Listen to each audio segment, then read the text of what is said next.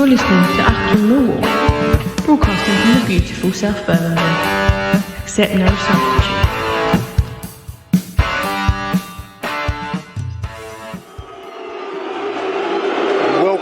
Welcome, dear listeners. Welcome to cold, wet, grey January afternoon in South Birmingham for the FA Cup action. The visitors are, of course, our near neighbours and despised rivals from Selhurst Park, Crystal Palace. Two teams just coming onto the pitch, as you can tell. A sellout crowd, hot atmosphere, dear listeners. Your Millwall team today, in goal today, George Long, Bob Bielkowski taking a week off. Back line will be Sean Hutchinson, Jake Cooper and Alex Pearce. Some debate online about Alex Pearce, but it's Pearce, Hutch and Cooper in the back three. Either side of them, Danny Mack and Scott Malone. In midfield, Billy Mitchell, George Saville. Up front today, no Jed Wallace, sadly. Shea Ojo starts, Billy Gafobe and Tom Bradshaw. On the bench, no Jed Wallace on the bench, make of that what you will. We have Bart, Nathan Bell, Smith, Bennett, Evans, Bury, turned back from Hartlepool, Boateng, Topoloy and Zach Lovelace. Crystal Palace has apparently named a full-strength side, anticipating exactly what they're getting, which is a hostile stadium today. Some decent names in their side, but we're not going to be bothered about them. They're a Premier League outfit, assembled at some cost. We're very much the underdogs today, dear listeners. I think it's got to be said. But then is the wild card. Let's see how it plays out, and it's live on ITV. What can possibly go wrong, dear listeners?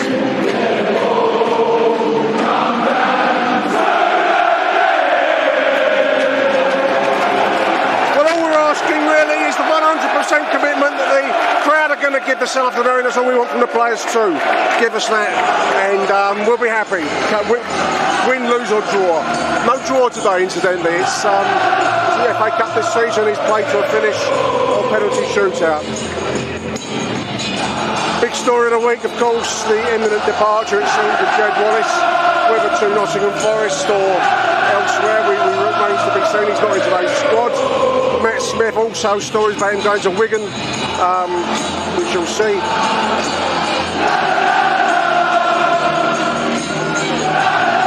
But today's all about the FA Cup and the eternal underdog versus Premier League side storyline that we all love. Lions will be attacking the away end in the first half in accordance with English law and legislation since the time of the Anglo-Saxon Chronicles, written by the Venerable Bede himself.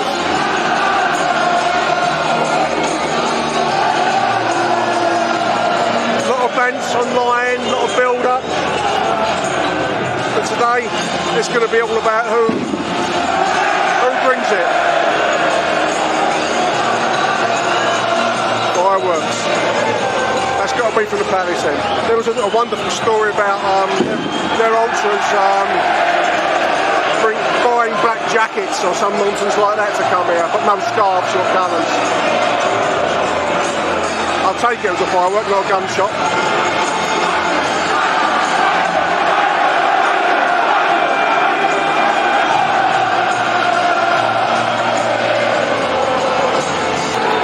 Away we go. It was pyro, smoke drifting across the den now as the game gets underway.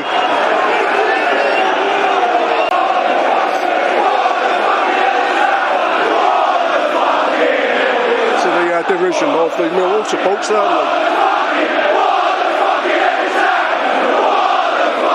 So Millwall have already rejected two derisory offers from Nottingham Forest for Jed Wallace. Whether they're going to come back with a valuation that meets the clubs, I don't know. I was seeing 1.2 million seems exceptionally cheap for a player of his quality, but we will see, of course. Early ball out of defence. Here goes Shea Ojo. Thought he might have had a touch of handball there, but he's got away with that. It's coming down the right wing. Bradshaw's in the middle, just inside the first minute. Ball into the middle. That's going to be an early corner for the Lions. Deflected on the right side. It was Scott Malone that takes it over on the right side.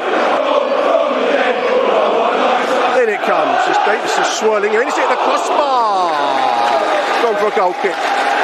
Almost went straight in from Scott Malone.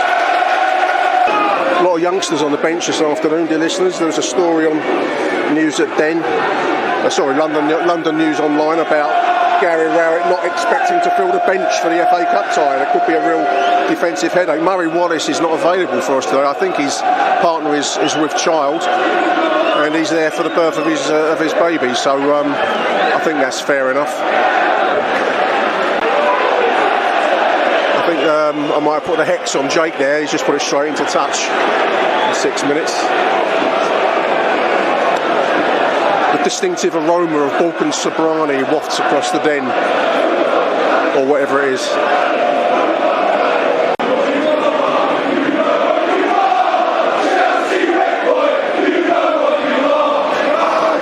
Chelsea rent boy. Who's that? Gallagher's back into the fray. Great tackle there by Sean Hutchinson. Midfield wins the ball for Danny Mack on the right side. Halfway inside. Palace half attacking run by Danny Mack. Can he get the ball in? It's clattered off of Palace field for Millwall throw-in. Over on the right side. Comes in 13 minutes. It's been really all Millwall in truth since the game has started. That early corner that hit the crossbar from Scott Malone, and then that chance for Benik Afobe, which unfortunately put over. But apart from that, it's been a bright start by the Lions for me anyway.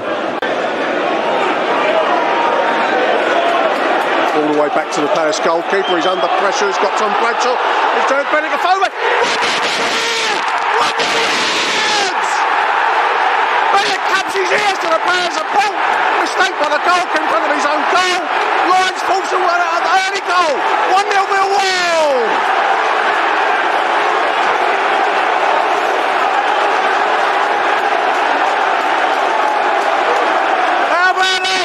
Listeners, the Den explodes. Bennett giving a bit of the old do what to the Palace end.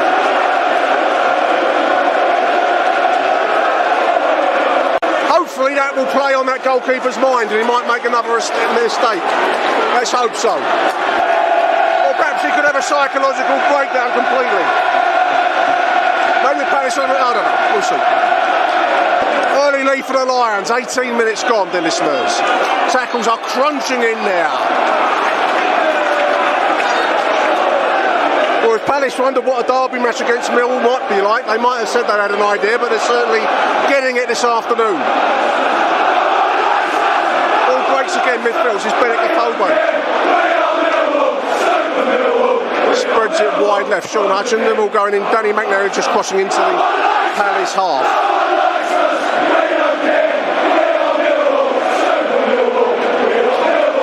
All the way back to Jules Long. Jake Cooper on a little dribbling run there.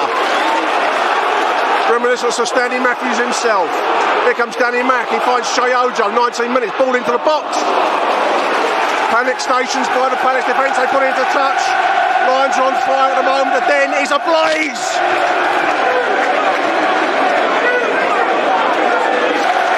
Passing the 20-minute mark, it's been all Millwall so far. Dennis is leading 1-0. Justifiably, in my opinion. Palace have shown us very little so far, but a long way to go yet.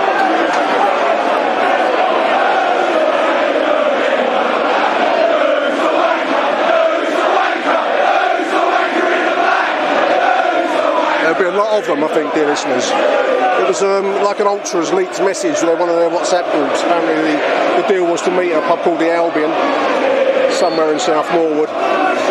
No colours, no showy behaviour, but everyone was going to wear black jackets. I presume there's a lot of them wearing black jackets over. I haven't looked. Mill pressing very high so far, dear listeners. It's working well for us. But Palace do pass their way forwards here. This is the 23, that's Gallagher, isn't it?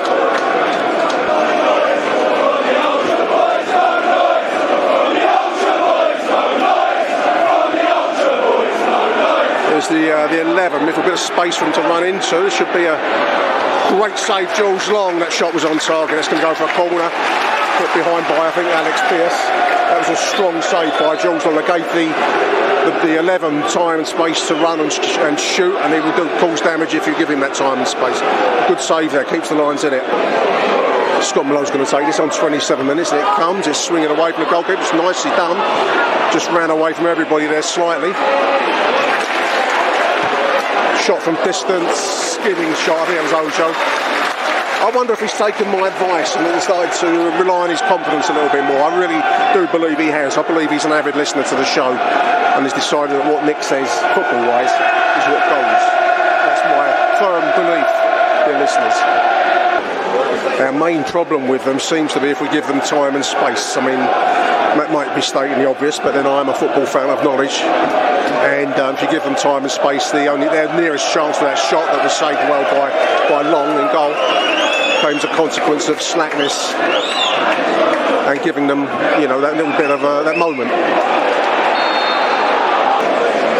It is nice to have a bit of a break from league action. The glamour of the cup, full house, big, derby opponents, make a change from the somewhat inconsistent grind of the league. I like the FA Cup. I think ask any fan really. I know it's become slightly tarnished in the modern game, but this is a great occasion, and it makes a real it illuminates the season so far. It's not been a great season one way or the other, but today is one of those big moments, and this is what we come to football for, dear listeners.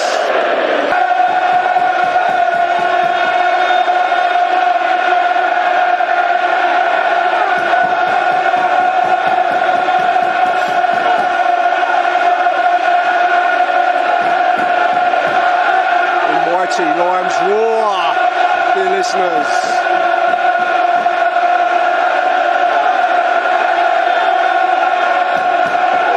There's pressing forwards. Let's see loose in the box. Great tackle there. Shot wide from distance. Gallagher, 23. That was about a yard wide left from distance.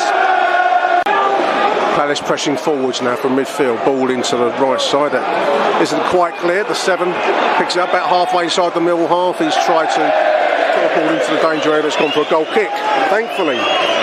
We've looked at our most problem prone when we've given Palace time and space in about the kind of halfway point of our half. They pass the ball very well, they find players in space, and if we continue to allow them to shoot from distance, then we will get problems. That's not an argument for Gary Rowett to bring on many defensive players, but we just need to maybe focus on that mid-half area when they're coming at us.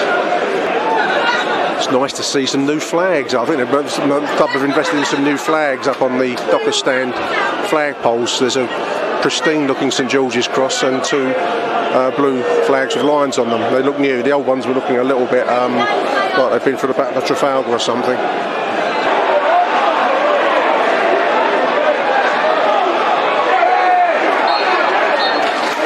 There's a half-time break. Really good half of football by Millwall. We're leading at half-time. I think we've been the better side, to be honest with you, where we've allowed Palace to have time and space, and I've said a few times, then they've certainly, they've shown some danger, but apart from that George Long goal, nothing really to report from the Crystal Palace side. Good goal won by them farting about in front of their own goal, put home nicely by Beniophobia at the half-time break. So 1-0 Millwall. Achtung, Millwall. Teams are coming out for the second half, dear listeners. Here come Millwall. Palace out already. Lions leading at the break, clearly. Big half ahead of Millwall for this second half. You're going to expect Palace to come at us more than they really did in the first half. They must be quite disappointed with the way they played in the first 45 minutes. I thought that was very much Millwall's half. The only time that we looked anywhere near in danger is where, as I've said already, where we've given Palace time and space inside our own half to play the ball backwards and forwards. That's their strength. So if we can tie up on that, keep it, maintain the lead, then who knows? We're going to be attacking a cold blow in the second half. And away we go.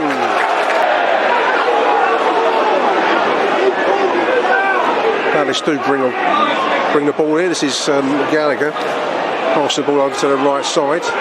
They will probably look to exploit as a shot. equaliser.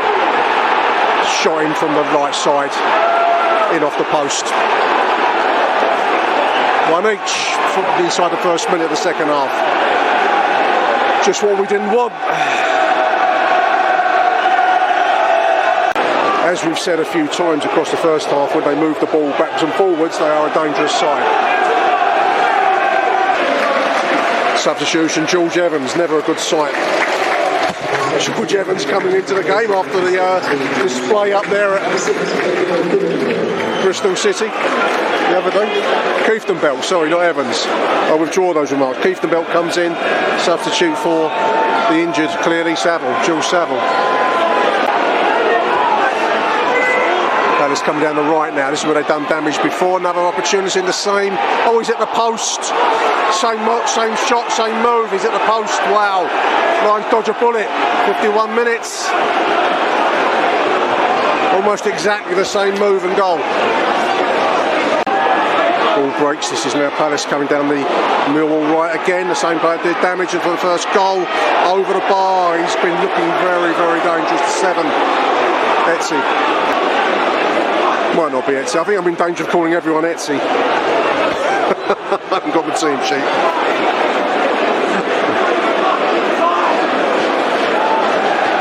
Lions looking very vulnerable down our left, dear listeners. The Palace right, Millwall left. Ball down for Shea Ojo. It's been a good game for Shea Ojo, actually, I think, so far. 57 minutes. Ball back to Sean Hutchinson. He's got Danny McNamara inside. This is now Billy Mitchell. Just can't quite feed the ball through to a Phobie now, allowing Palace now the chance to break, dear listeners. They've looked dangerous on the break in this second period. Here he comes down the right. He's murdering Jake, this player. 2-1, 14 from close.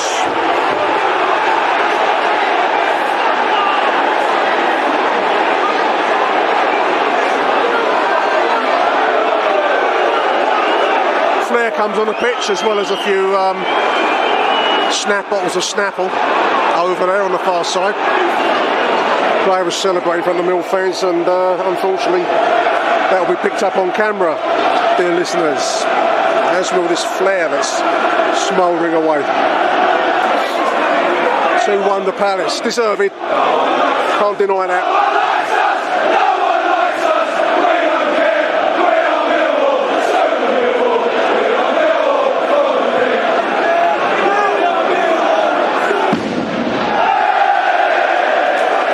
Be fireworks night in Croydon tonight. All floated forwards. Lions just running into cul-de-sacs in this second half so far, dear listeners. I'm not sure what we've got on the bench to change it. We've got some young players out there. Whether it's the atmosphere and time and place to throw them into it, I don't know. Who's this? Mason Bennett's coming in. Alex Pearce is coming out. Attacker for a defender. Well, can't complain of that.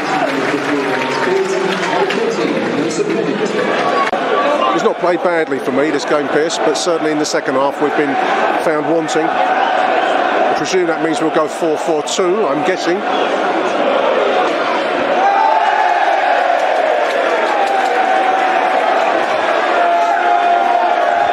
very well thrown bottle of Lucasade seems to have hit him on the head. This is not going to play well. I feel an FA inquiry coming, dear listeners. All slammed around from the distance. That's put over the bar from the D, from the corner. 66 minutes. Halfway through the second half, I've got to say that Mill have been very much second best in this second period, dear listeners. Obviously now 2-1 behind, having led at the half-time break, as per the template for the season. Pretty good first half, but we've not seen anything like it in the second. Palace, I suppose you could say, are playing to their strengths, movement and pace and power, and we haven't really had much to answer to that.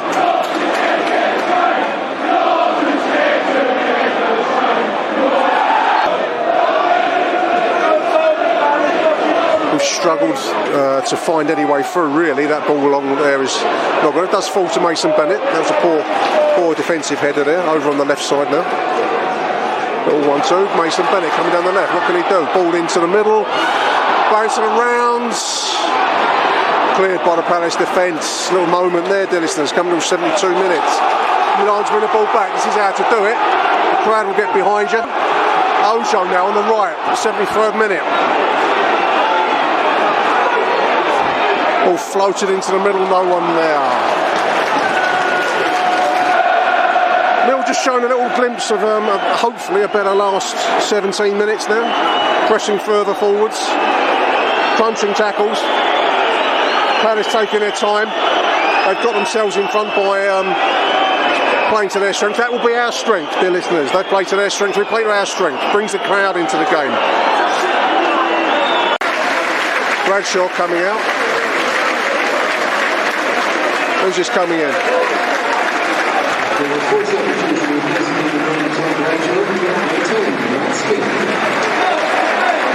Boateng, I think, is it?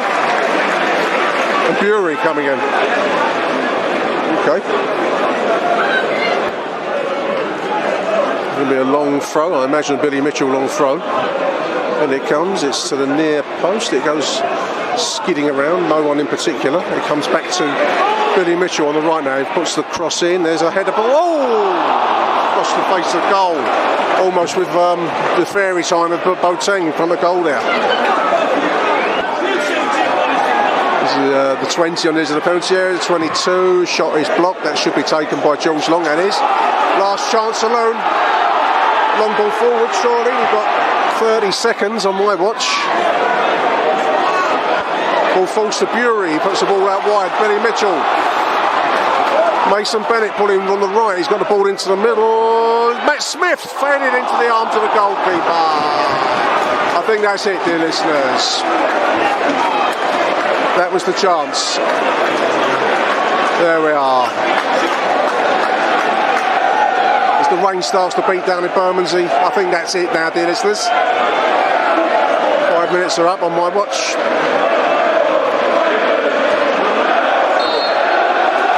Free kick from Millwall, maybe one last go. We'll see. We'll see how much time we get now.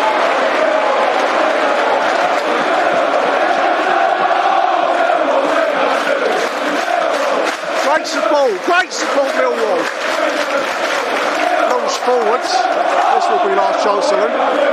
Headed up and away. There it is. Finishes 2-1 to Crystal Palace. Probably deservedly so in the big picture, but Millwall certainly acquitted themselves well for me over the course of the first 45 and then the end period of the second half. A lot to take out of that game, in my opinion, not least the introduction of Tyler Bury late in the game. Otherwise, we were just a little bit exposed, I think, by what we might have expected at the start of the game, which was the pace and power of Crystal Palace after the break. But there we are. I think it's a game we can hold our heads up high in. That's the cup dealt with. Concentrate on that all-important league. We'll be back after these messages, dear listeners.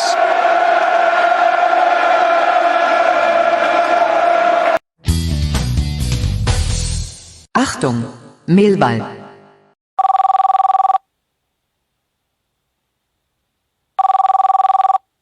Hello, Achtung. Really unlucky today, I felt, apart from 15 minutes of quality. I wish they just would not show Elise on his left side all the time. He just shifted in. It was like a bombardment in the second half. But overall, I think this performance says that when Jed moves on, I don't think we've got anything to worry about. We've got a half-decent side that can stay in the Championship at the very least. There's not really much to worry about, I think, going forwards, as long as we can keep Afobe and potentially someone similar to Ojo, who I think is starting to grow into himself in the club. Danny McNamara, what a player. Absolutely mustard today. And just hope that if we do end up seeing Danny McNamara, I'm not saying now, but in years to come, that he is a saleable asset. We need to strike while the iron's hot to further strengthen the team, I think. It's so early to say to sell him, but this is probably the next kid that I would say is going to be worth millions for us. And we need to start changing mentality at the club to think, right, we need to start growing the team instead of running down contracts and then selling our best players for a pittance. that's got to stop at Millwall. We've just got to be forward thinking and be brave enough to let go of our stars, to bring in better players or more better players, which really does come down to the recruitment team. They need to pull their finger out. We haven't got Alex Aldridge or Neil Bevan pulling the strings anymore. We've got someone new who should have some kind of type of nous to bring in better players, and that's all going to be down to them and Gary Rowett. Let's hope we can start moving on and maybe flirt with the playoffs. Who knows? Come on, you Lions. So walking back via the Ilderton roadway, because the old Bill wouldn't let us walk through by the Lions Centre to get to the Silwood where my car's parked. So it's a long walk back after a 2-1 defeat to Crystal Palace to down the FA Cup. In truth, there were things you could take away from the game that we could have done better, but I think considering the way our squad's been hit with COVID, the way some of our players have been fit when they have returned from COVID, and generally the depth of our squad compared to Crystal Palace's, I think that it was a real battling performance from Millwall. Wasn't the prettiest, and I think if it was a game where it could be a draw and you got a point, obviously that would have been a fairer result for me. But I think aside from the opening 10 minutes of the second half, we were definitely in that game for large parts. I did say when Afobe missed his first one in the first half, that he had a great chance that he put over the bar, that it will be chances like that will cost us the game ultimately, and that will be the difference between Millwall and Crystal Palace, and that's what it was, because you put that away as 2-2, and it's a completely different game then, or it would have been 2-2, should I say. But I think that in a nutshell is how the game was. Palace had 3, maybe 4 very good chances in that opening 10 minutes of the second half. 2 went in, 1 hit the post and 1 went over, but had George long beat. Millwall had a lot of half chances and generally didn't take them. There were a few moments in the game where I thought that we lacked, obviously, the quality, in the sense that I think there was one time we linked up about sort of like 15 to 20 passes, but we're still on the halfway line when you're 2-1 down. Now, I appreciate keeping the ball is what you need to do, and build up attacks and everything like that, but it's a cup game where you're the underdog, so you sort of think half chuck everything at Palace. A great atmosphere in the ground. I think both sets of fans, Palace only got really into the game fan-wise when they scored, but both fans made a great day of it. As always in the FA Cup, it's just a disappointing result, but we look to the league now and what's going to happen in this window. So overall disappointed to have lost, don't get me wrong, because always like the FA Cup, I'm one of the old-fashioned types who do, but you can't be too disappointed with the performance the boys put in. It was dogged, it was determined, we tried, but in this instance it just wasn't enough. But come on, you Lions. Hi Nick, it's Matt Richards, just driving back from that game, and obviously disappointed, but I was really pleased with the performance. I think against the Premier League team, you know how much money their team's worth. I thought, we competed really well in the first half. You can see the skill they've got. They can just make space and run into space. But the first half we pressured them well, and I thought, fair enough. I thought going in 1-0 half time was a good result. And the second half, I know, obviously the start of it is really disappointing, the goals. But honestly, I can't fault the team or the management for any of that. The effort was there. We've got to give these players a chance. Billy made a couple of mistakes, but he's a young kid. He's one of our best players. We need to stick with him. I thought Tyler Bury coming on did really well. Danny Mack was superb. I can't really fault any of the team, really, to be fair. Even Dodgy Pierce at the back. I think he done okay in the first half, or whilst he was on the pitch. So 2-1. Desperate to beat Palace. I couldn't care less getting to the fourth round of the cup. I just wanted to beat Palace, but I'm happy with that performance. And if we can do that week in, week out, and that's the magic question, because we just can't do that. But if we could, then I think we'd have a really good team. But anyway, come on, you Lions! We're going to the next game. Cheers. Mike Hayden here, following that 2-1 defeat in the cup to Crystal Pal arse. Obviously disappointing to lose. I think on the whole we can be very proud of the performance over 90 minutes. We matched them for the high majority of the game. Certainly in the first half, Palace showed no arsehole, really didn't show up at all. And I think we were there and we had some good chances. Obviously, really forced that error from Jack Butland and a tidy finish from Afobe to put us 1-up. And we looked comfortable in that first half. And I think that was what was so disappointing, to concede 30 seconds into the second half. And that really got Palace's tails up then, and they had a really good spell for about 15 minutes where they turned it on and they looked like that sort of Premier League team that you might have been expecting. And obviously we struggled to cope. I thought not Malone's fault, but he was really exposed on that left. And obviously we struggled to deal with that Elise or whatever his name is. But then, you know, when they did go 2-1, when we came back into the game a lot, to be honest, and had a good few goes at their defence and some good half chances, which on another day could have fallen for the right person. Or even when Boateng came on, maybe he could have just got there and poked that home. What a story that would have been. But you know, if it had gone to extra time, I certainly wouldn't have said that would have been undeserved, because I think, you know, we matched them for most of the game and played well on the whole. So that's why it's disappointing. I'm pleased that we had a good go today. And it's just disappointing that we just couldn't quite get enough to sort of get it to extra time in the end. Individual performances, I think, Bradshaw good again. I think Afobe put himself about, faded a bit in the second half. Thought Bury looked really bright when he came on. It was an excellent cross. And I think the difference between Bury and Ojo is Bury actually wants to take a man on, and he can do that with the ability he's got. Whereas Ojo, you know, put himself about and sort of looked a bit dangerous at times, but he just always sort of looks to either win a foul or sort of actually pass back and play the safe option. You know, if I'm Gary Rowett, I'd much rather have Tyler Bury in my side than Ojo. Obviously made quite a few changes throughout the game, and you know, I guess they did make a positive impact. Saville forced off. I thought Keefton Bell came on and played well. I was joking to the bloke beside me that he was a red card waiting to happen, and funnily enough, the first thing that he did was foul someone, but fortunately Keith actually sort of toned it down a little bit. But I thought he played well actually when he came on, certainly much more assured and than sort of Evans at Bristol City. But yeah, it's a good atmosphere at the Den today, and I think the crowd definitely appreciated the effort at the end. I mean, to lose to your rivals is obviously shit, but you know, I think we can be proud of the performance against, you know, a pretty good Premier League side, if we're honest. So yeah, there we go. Unfortunately, no upset today, but we definitely didn't disgrace ourselves, and yeah, there we go. So on to the next one. Come on, you Lions. Achtung, Millwall.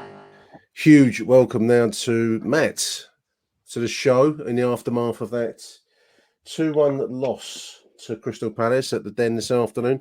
Matt, I don't know about you, mate, but I'm feeling strangely okay about the game overall. I felt there was a lot of good positive points that came out of what should normally be a fairly gutting home defeat to our near neighbour rivals. How did you see this afternoon's performance, mate? Yeah, first of all, good evening to you, Nick. Good evening to you, mate. Yeah, and I think what you've got to understand before sort of tackling the question of this fixture in particular is the Crystal Palace that we played 9 years ago and are not the same side.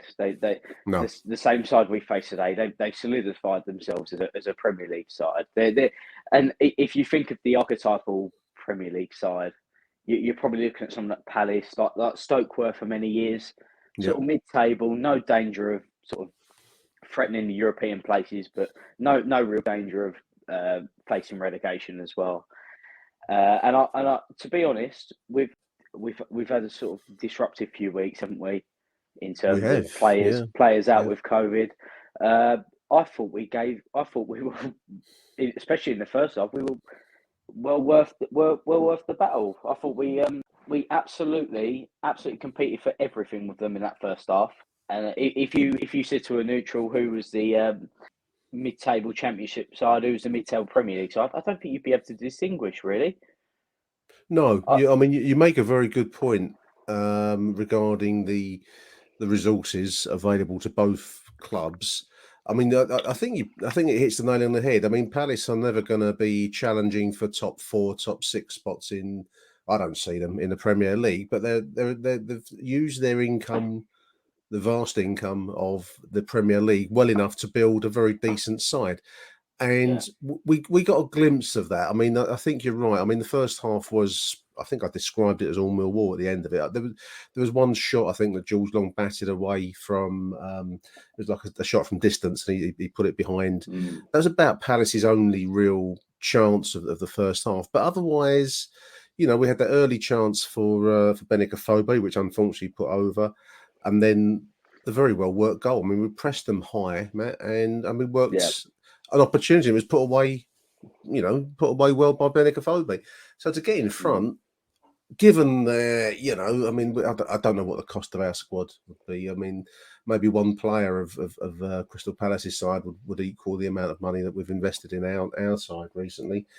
So there is a vast difference. I think where it really came out for me was the start of the second half when they turned it up a gear. They moved the ball and passed it well, and they found space on that right side. The number 7, I remember, doing a lot of damage on us, and that's unfortunately that's what quality can do to you. Not for very long, but enough to get themselves in front. Well, how many chances can you count on one hand that Palace had from your memory? All I can really remember is the 2 goals, if anything. 2 goals. They hit the post. Quickly. They hit the post as well, didn't they? They did hit the post, yeah. I mean, he was the 7. I can't. Is it Michael? Elise, yeah. He was at Reading last season. I thought he looked quality. I mean, certainly exposed our left side of our defence, and I think he made Scott Malone look a little bit, lost and lonely on the left side there, because unfortunately it was a critical period to concede so soon after half time, having done well to get ourselves in front, Matt, and it hurt, didn't it? I mean, I thought at one point it might go bad on us, because I thought that we were in danger of really conceding more, but actually we did well to can't. And it was one of the positive points I wanted to take out of today's game, is the fact that we didn't collapse. There was no cricket score. We actually clawed our way back into a game that by rights was getting away from us, and then went close at the end. There's a lot to take away from today's performance, I feel. I don't know if I'm being, happy clappy on the Kool-Aid, but I left the den feeling positive, and this odd feeling in a defeat. Yeah, I mean, I know you tend to sort of take things as they are, which is sort of probably sensible. But what I took from this game was, if you take the sort of the difference in spending, and I don't want to keep mentioning it, because it's obviously a one-off cup tie. It shouldn't be a case of we should have to justify losing a game because of money. But in terms of effort, we absolutely more than made up for that gap in sort of quality with effort. We just fell short, and I feel like if Murray Wallace and Jeb Wallace both play, I feel that maybe it's a different game. Because if you consider the 2 goals that Palace score, they come down our left hand side. It's glaringly obvious that this Elise, even from playing against him last season, it's glaringly obvious that he's a left-footed player that plays on the right-hand side. Yeah, he clearly wants to come in on that left foot, and it is a wand of a left foot. And you let him do it once in the within 90 seconds of the second half starting. All right, well, you've learnt your lesson, surely. But then, to do it again, But it happens again for the goal. But even before that, I seem to remember about 3 or 4 minutes after their equaliser, it happened again, and he curled one just wide.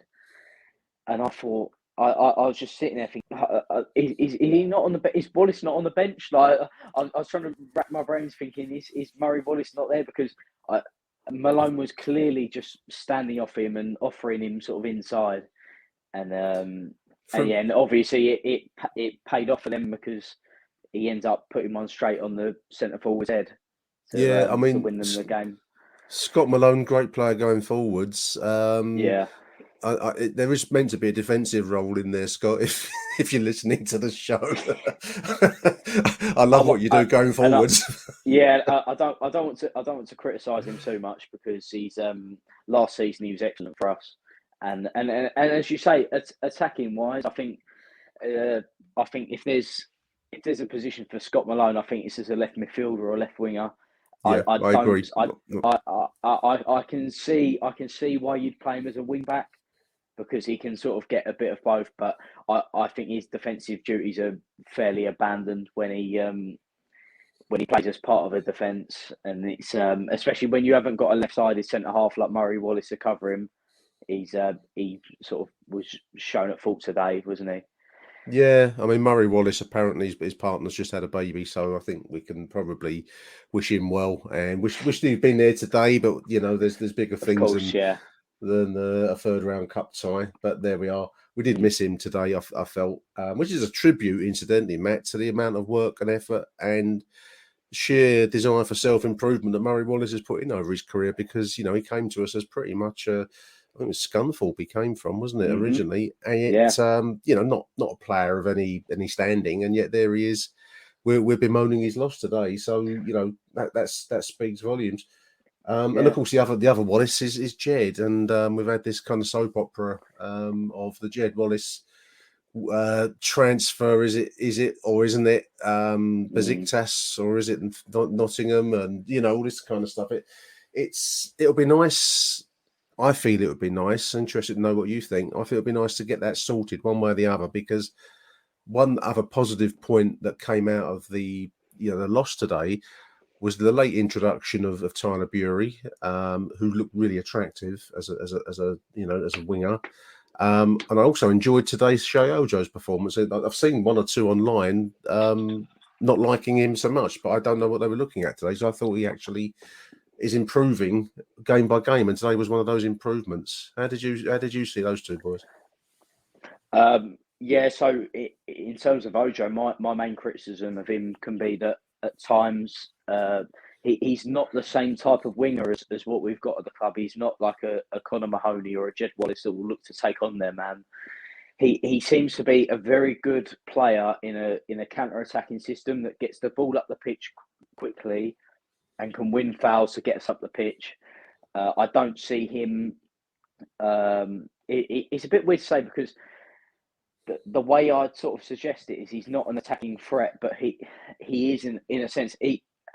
His best, as I've just sort of stated, his best attribute is carrying the ball up the pitch from defensive situations and getting us sort of 20, 30 yards up the pitch into the opposition's half and buying fouls. I thought he's absolutely excellent today. I thought he's superb. I thought the only person that would sort of pip him to man of the match was Danny Mack.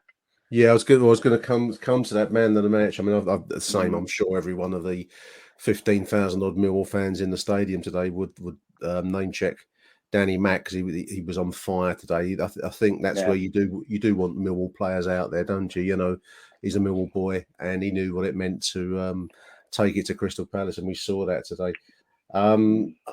I mean, I also put down Tom Bradshaw. Actually, I think in the first half he put a lot of hard work in, and he's a player that is another one of the better stories of the season. Really, to see him improving. I like the fighting spirit of the side, Matt, because you can argue on the one hand it's another half-time lead given away in the second half, but I don't put this in the same category as Peterborough and Bristol.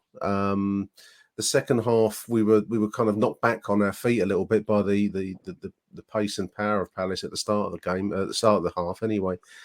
But then we did have enough spine to take it back to them, and we came close. I mean, it would have been a fairy tale if Nana Boateng had put the ball in the net, wouldn't it? Late in the I think 85th minute or something like that when that ball came in. Yeah, so I think I think you've made a good point there in terms of it wasn't a sort of capitulation like Peterborough. No. However, you've got to say, how many times are we going to get a crowd like that at the Den this season in particular? And Yeah, I say to people all the time, if we had a full house like we did today, that are properly on the opposition's back, I feel like we'd have a good chance of going up. yeah. I mean, I actually, I don't know why I sit sometimes in the stadium listeners and I think of these things, but my initial kind of thought when they said it was a 12:45 kickoff was, oh blimey, I don't like early kickoffs. But actually, it's a nice balance because the chaps in the stadium today had clearly had a drink, but they had had so much drink they were soporific. They weren't falling asleep on it. They were nicely angered. It was just on the right side of it. I wonder whether 1 o'clock kickoffs are the way forwards for us, but that's probably a side point. But yeah, I mean, I know what you mean. I mean, the next game is Nottingham Forest, I think, at home, isn't it? Will be the next fixture. Be interesting to see how many are there for that one as against today. It was always going to be a It'd be interesting to see if Jed will be there as well.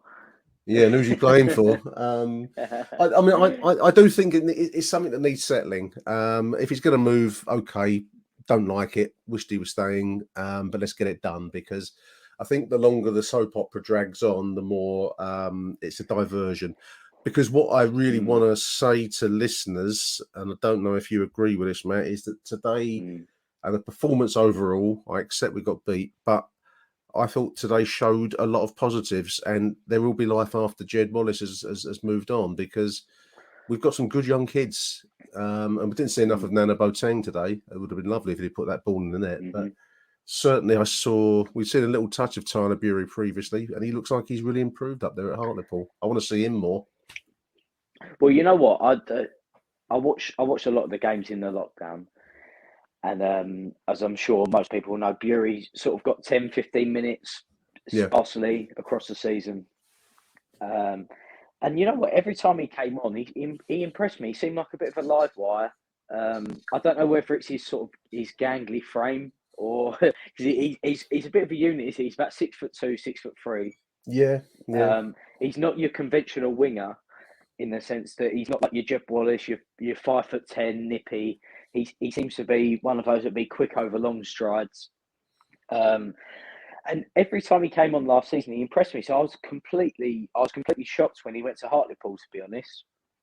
I thought he was a League One club rather than a team just promoted from the National League. But he went to Hartlepool. He rips it up, didn't he? And unfortunately got injured. But I think just his little cameo today has shown that he's got some worth to this squad. Absolutely. I'm just, as you're speaking, I'm just reading some of the tweets today. Jake Sanders says, great to see Tyler Bury back in a Millwall shirt. He thought he really made a difference late on with his pace and confidence to get back. Would be great to see him get further chances. But worst case, he needs to go back on loan to a higher level in League Two. I'd like to see him stay for the season. I think if we're going to sell Jed Wallace, it's great to see some of our creative players stay. I mean, I don't know what the position is regarding Conor Mahoney, Matt. I mean, it's an fascinating thing in a way, but it doesn't seem favoured for some reason. So if not, Ojo and Tyler Bury on as two wingers, well, I might be dreaming of the 1980s again, mightn't I? With that kind of. There's one here I just want to run past you. I mean, I won't go too deeply into this, but Luke Stallard says probably a very popular and unpopular opinion, but George Saville was brilliant today before he was injured. I think we did miss him a little bit. He was crunching some of the tackles in midfield, and it was one of George Saville's better games this season for me too. How did you see him? Yeah, his best attribute is his energy, isn't it? He's one of those. Obviously, he had that season for us, didn't he, where he got 10 goals. And he seems to be popping up here, there, and everywhere. But his main, and I guess you can sort of recognise this from that season. But his best trait is his ability to just sort of pop up out of nowhere. And he seems to do the dirty work really well without getting noticed. And I feel like Ryan Leonard's in the same boat as well. when he plays, especially he starts to get more credit for it recently. I thought Saville was excellent stopping agree. Hughes. And the thing you've got to remember is, I don't know if this was a sort of a tactical mistake from out. We were outnumbered in that midfield because they played. Oh no! Of course, I'm being stupid now. I've just realised. So they played a three in midfield of. They played Conor Gallagher, the boy that was at Charlton. Yeah. With Hughes and Jeffrey Slutt as well. He played in there. So we were outnumbered in that midfield at all times. So Saville and Mitchell had a lot of work to do. And I thought overall, Mitchell's passing was, you know, a little bit sloppy at times, but I thought the ground that them two covered, they were outstanding. Yeah, I agree. If I'm honest, I sometimes think that Billy the game is played at very high tempo, and I just think he's got to tune his mind into be at that higher tempo. I mean, he's not far off of it. But I think you're right. I think he was just a little bit caught today. I mean, just looking at Jack Clark's post here, Mitchell played very well, but takes too many touches, needs to release the ball quicker. He also mentions George Long in goal. I thought George did a good job today. I don't think he could have done much about either of the goals, to be fair to him, Matt. Did you? Pretty solid, wasn't he? Yeah. I mean, my only issue from watching him before, and this goes back to just League Cup games against Cambridge in the early rounds, is that he's a left-footed goalkeeper. Yeah. And if you're a defender like, you know, say Jake Cooper, how used to it are you going to be in terms of playing the ball to the left-hand side of the keeper rather than the right of Bart, who's played there for 2 or 3 years?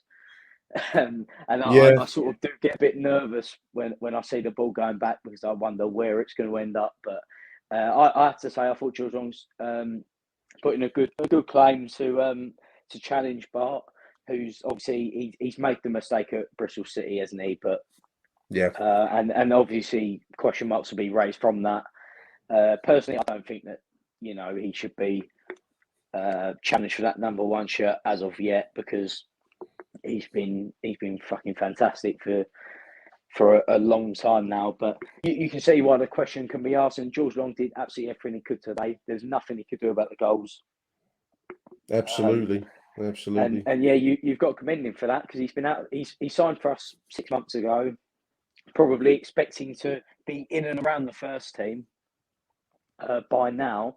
Otherwise, you know, why would you have signed? Yeah. But yeah, he was solid today, and fair play to him. If he gets a crack against Forest on Saturday, I wouldn't have any qualms about it whatsoever. Fingers crossed we can take some of the atmosphere. I mean, I'm just going to close us now with a wonderful tweet by the Black Friday Agreement. You know who you are out there, the Black Friday Agreement. He knew that it was going to be a proper Millwall atmosphere today, Matt, when he saw 20 coppers on the door of the Five Bells pub. As for the game, 10 out of 10 for effort. But we were missing 3 key players, showing how threadbare our squad is. It was a proper Millwall atmosphere today, and I always think if you can get, you can't get past the 3rd round game really without an FA inquiry. So we'll see what becomes of that. Oh dear, great stuff. On to Nottingham Forest. Well done, Millwall today, but just not quite good enough. Huge thank you to Matt for joining our show. I'll let you get on with your evening. I'm going to go have my dinner now, Matt. Yeah, not a problem. Have a lovely evening. Thank you. Thanks for coming on the show, and we'll talk again soon, mate. All the best. Thank you for listening to Achtung Millwall. If you enjoyed the show, please head over to Apple Podcasts and leave us a cheeky little review. Arrivederci Millwall. Till next time. Who do you want to watch?